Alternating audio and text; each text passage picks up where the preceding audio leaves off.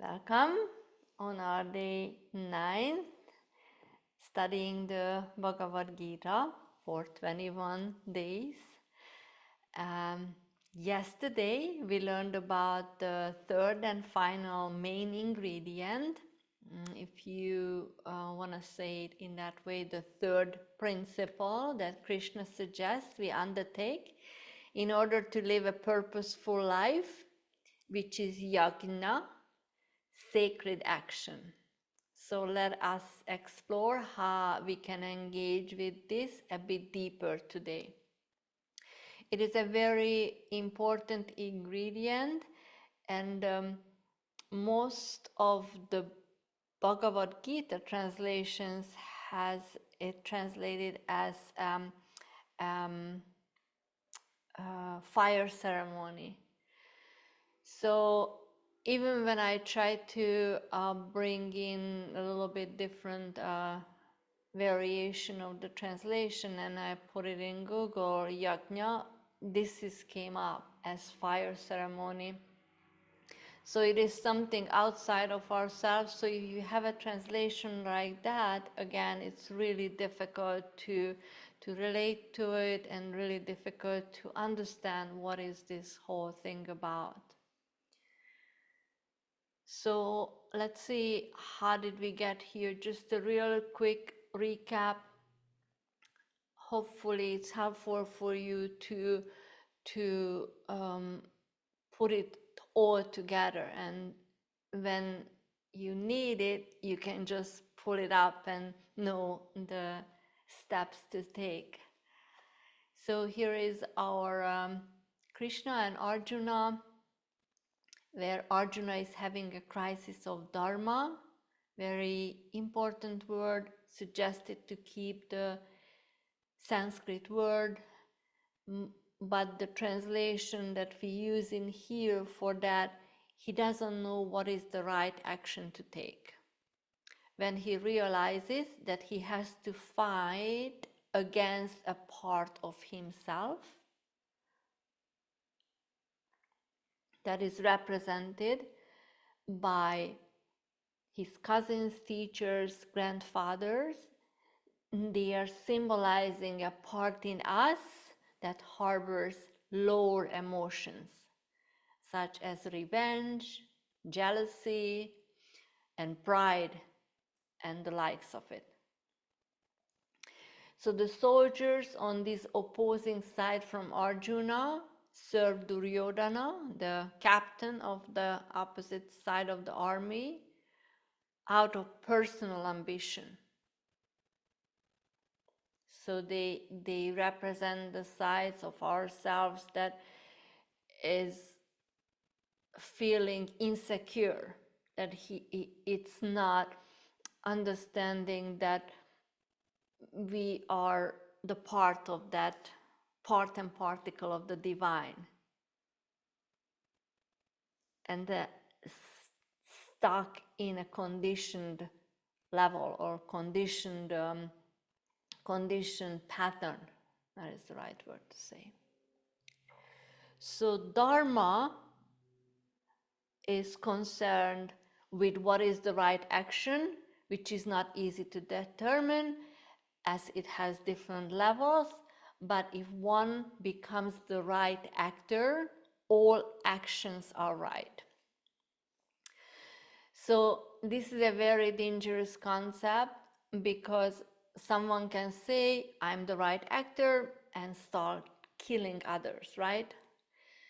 But all spiritual teaching can be very dangerous if we don't understand the essence of it, if we don't understand the teachings in the right way. These are very subtle teachings, so we have to become again the right actor to really understand it. Ravi brings up lots of examples that, for example, Christianity, lots of people considers themselves Christians, like including our past president and other people, Putin and all those other peoples.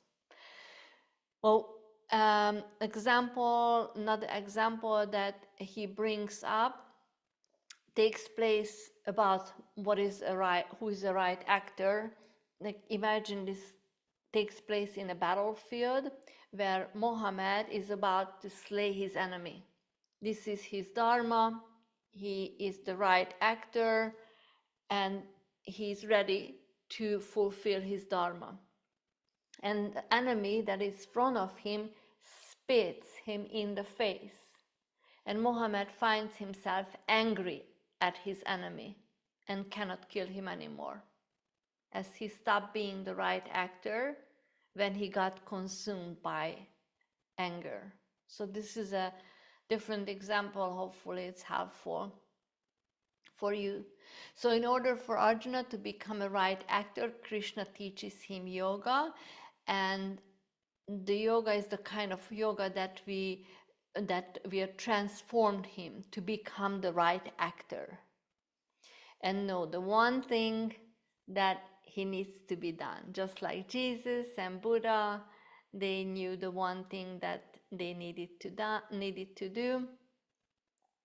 They were struggling, they were challenged, but they were still fulfilling. They still fulfilled their dharma. So Krishna teaches Arjuna a unique practice called Buddhi Yoga. And Krishna says in here, you can read the quote, "To those who are constantly disciplined and who adore me with love, I give Buddhi Yoga, by which they come to me."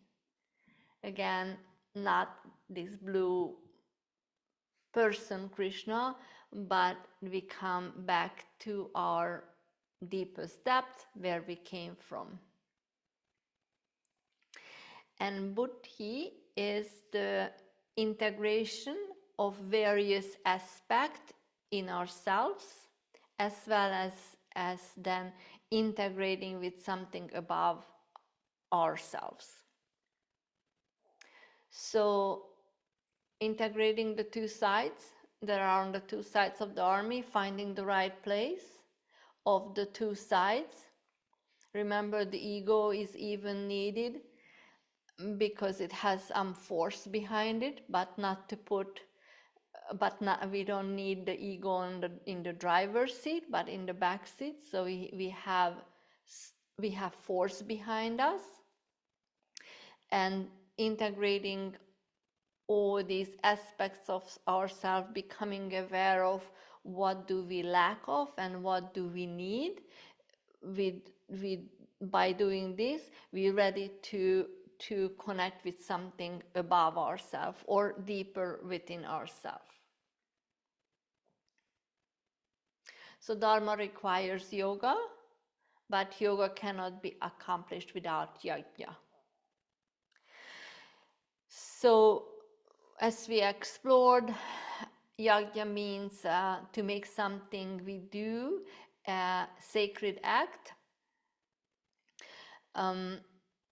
Krishna shares a story with Arjuna about the time when human beings came into existence, and at the same time the principle of yajna came into existence as well. And it means to make something we do a conscious act, to make it sacred by doing it with complete awareness. Yajna is sometimes translated as sacrifice, but in a sense that the word, in a sense that the word originally comes from, the Latin origin is sacer facer, which is sacer is sacred and the facer is to make. So to make this act, to make what we do sacred. Again, by doing it with such profound awareness that by that we relate something subtle than our usual level.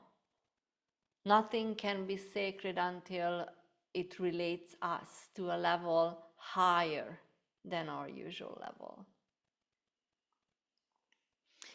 So this is an ingredient that can't be, that is not included when we translate the word sacrifice. So that translate the Sanskrit word yajna as sacrifice. So that's why this is another word along dharma and yoga to be suggested that we keep yajna. So here is the story that I mentioned that Krishna introduces to Arjuna in the 3rd chapter. It says, in the beginning, Prajapati, the Lord of creatures, created all creatures with yajna and said, by yajna, may you be multiplied, and may yajna be the source of your abundance. By yajna, may you nourish the devas, and may the devas nourish you. Thus, nourishing each other, you will attain the supreme good. Nourished by yajna, the devas bestow upon you the joys you cherish. One who enjoys what the devas give, but does not give anything back in return, is verily a thief. I'm going to read this last sentence. One who enjoys what the devas give, but does not give anything back in return, is verily a thief.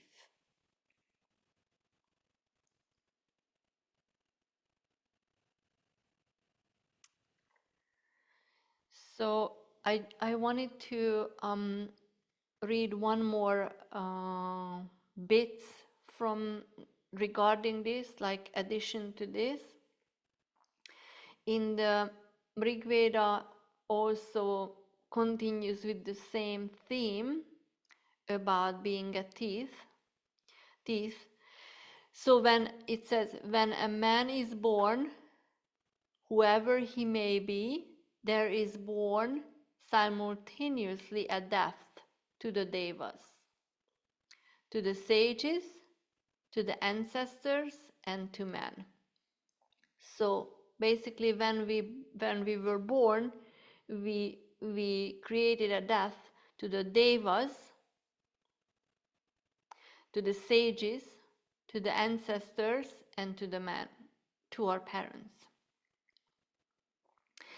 And it is only through yajna that this death can be paid for.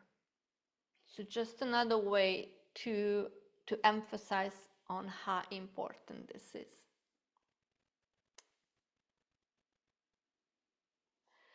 So this is a mutual nourishment. There is a mutual nourishment in this sacred act. It's an internal activity that does not involve any external human priest. And this is a direct quote from Ravi's book.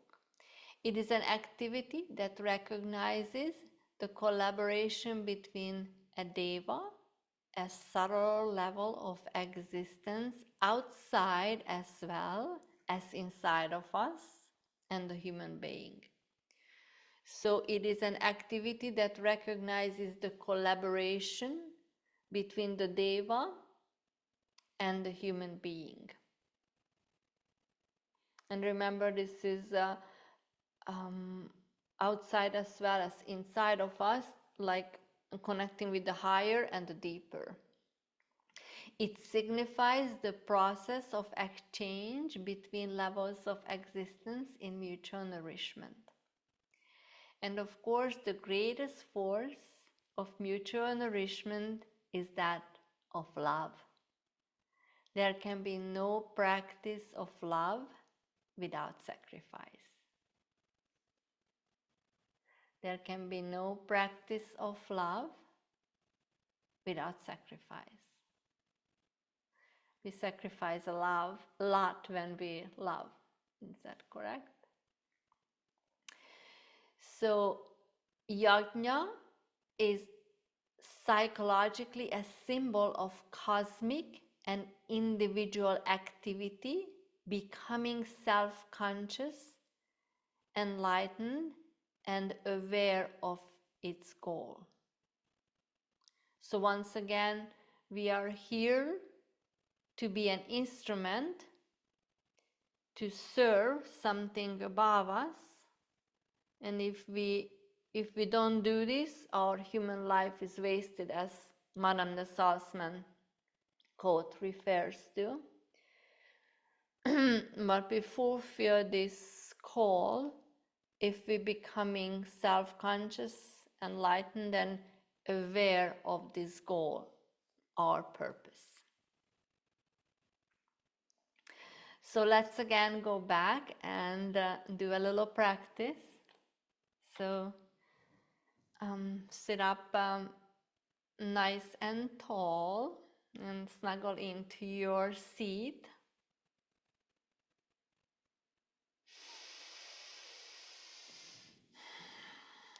You can close your eyes or keep them open, just gaze down.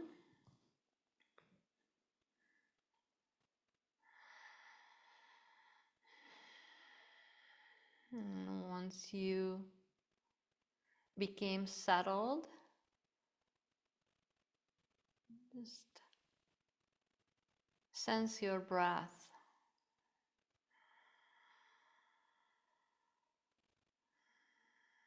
Notice how the breath is being received. Remember, we say it's my breath, but really this breath was given by the divine to us, and we don't own it.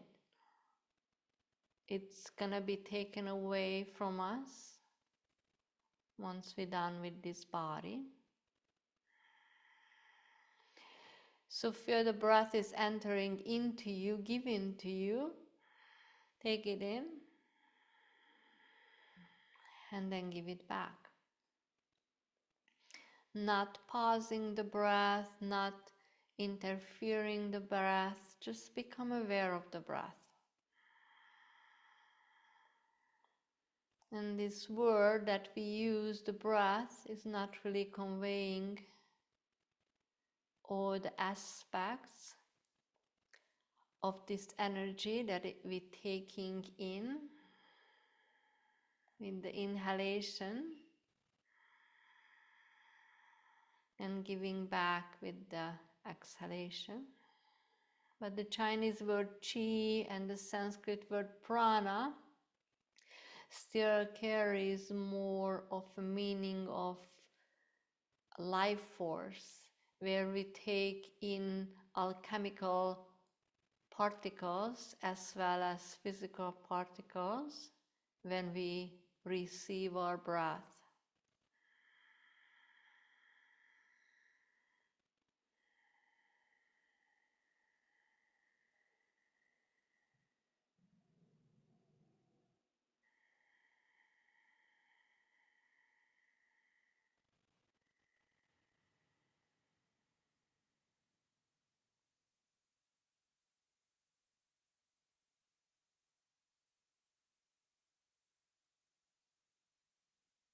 And once again, we know by external information that our body parts are being nourished by particles that we take in through breathing.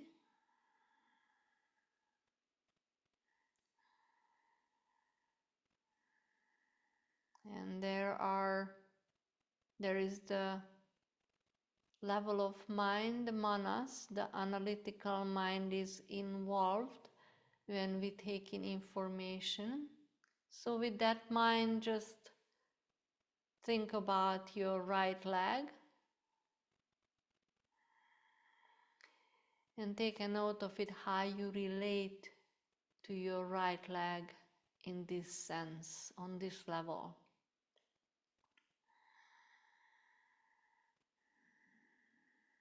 And then let that go. Let's take a clearing breath. Inhale through your nostrils. Open your mouth side out. Let's bring our hands onto our heart and let us become a little bit more relaxed emotionally as you feel your heart pulsing. Breathe into this area through your nostrils. Feel the expansion. Pause in here for a moment and exhale, relax this area. Breathe it out through your mouth.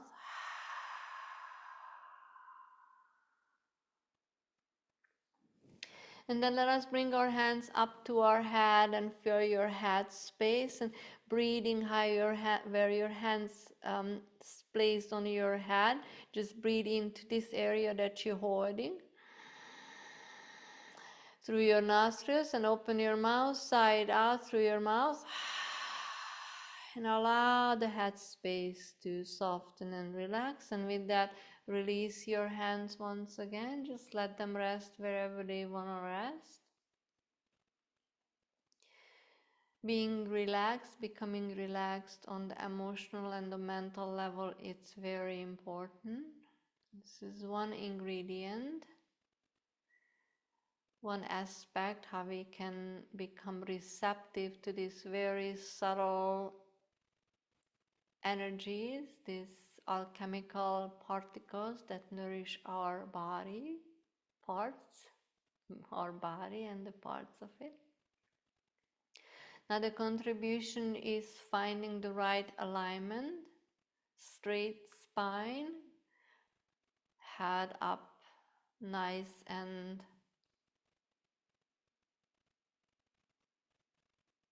upward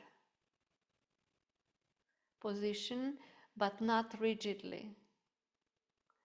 Find the right alignment for your head, placing on the top of your spine, and the jaw is suggested to be parallel with the earth. So if your eyes would be open, they can look straight, connecting with the horizontal reality. And gently guide your awareness towards your right leg now, from the hip to the toes. And take your inhalation and place your exhalation on your right leg.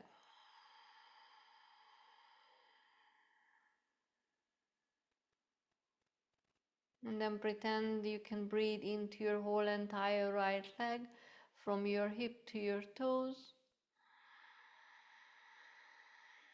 And then exhale, let it soften. And notice if your leg feels differently.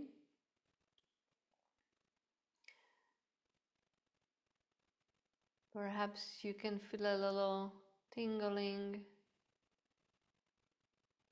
more awareness in the right leg.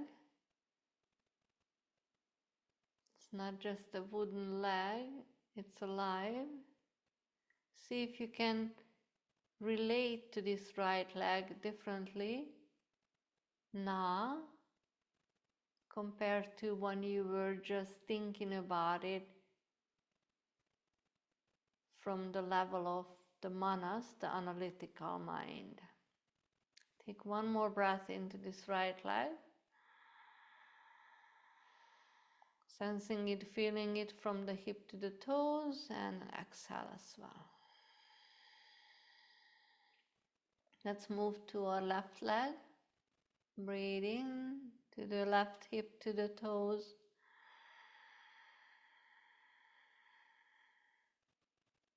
Exhale can be placed on the leg as well. Place it on the front, back, everywhere. Two more. Keeping the awareness on this left leg, nourishing it by these cellular forces.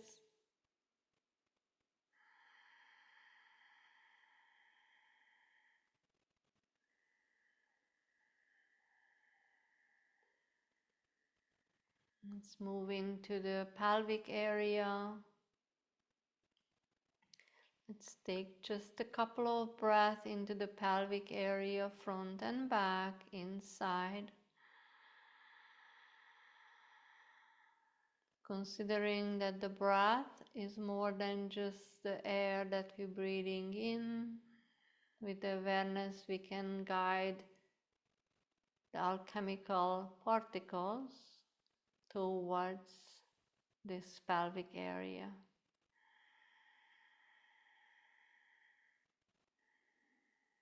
Moving up to the abdomen.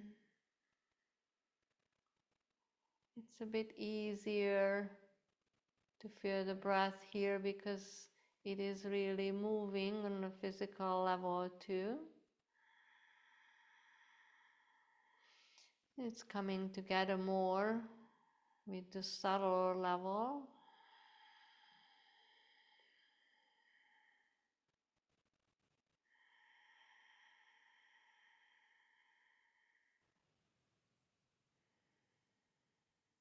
Chest, the front of the chest, sides, back, the whole entire rib cage. Two breath cycle.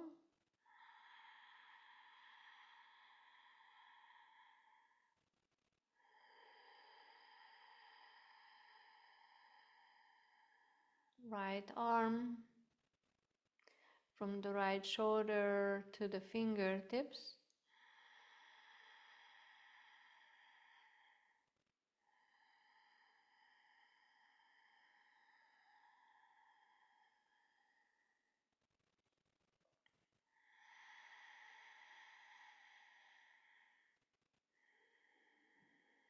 Nourishing this right arm. Moving on to the left arm.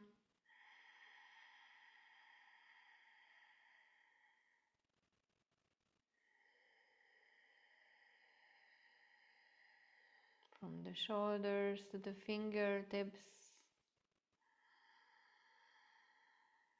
including the back of the arm, the elbow, the back of the hand as well. And then finally moving on to the neck and the head area. Breathing into this area, and with the exhale allowing everything from the neck and above to relax, to soften. Allow the jaw to relax, the eyebrows to soften. Keeping in touch with the breath, knowing that the Divine Spirit gave us this breath. So with this, we connect with the Divine Spirit. So with inhale, just lengthen up through the top of your head and imagine white light going up towards the heavens. And exhale, this white light through this cord is coming through your body, anchoring you into the center of the earth.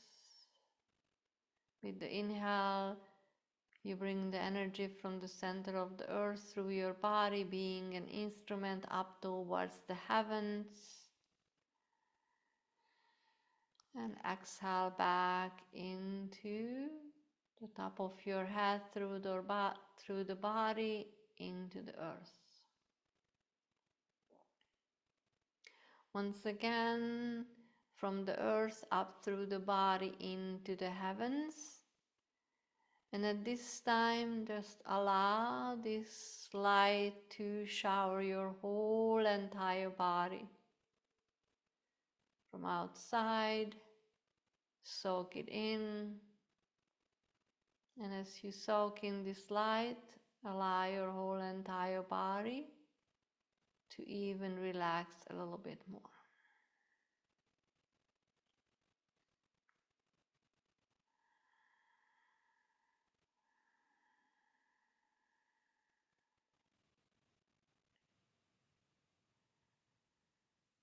And just notice how you sense yourself. Hopefully you sense yourself a little bit more at ease, more expansive than just the body, connected with something more subtle around of you,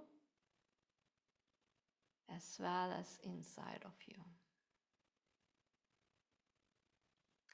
Being nourished by the devas, and you nourish the devas by become available to these subtle forces to use you as their instrument, being the right actor, fulfilling your dharma.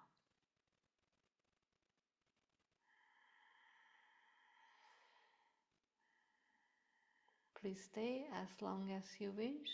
Thank you so much for being here, and I look forward to seeing you tomorrow. Namaste.